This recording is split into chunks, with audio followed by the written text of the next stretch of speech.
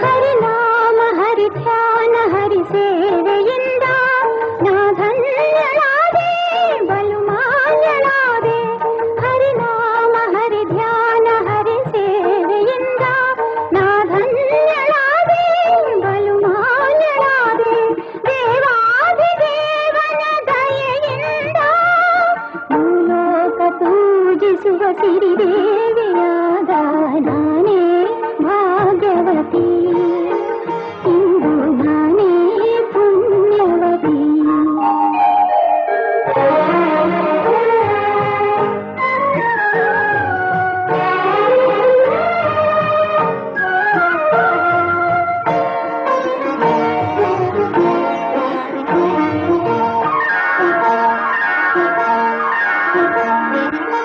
ಪಾಲ್ಗಡಲ ಕಡೆವಾಗ ನೀ ಜನಿಸಿದಂತೆ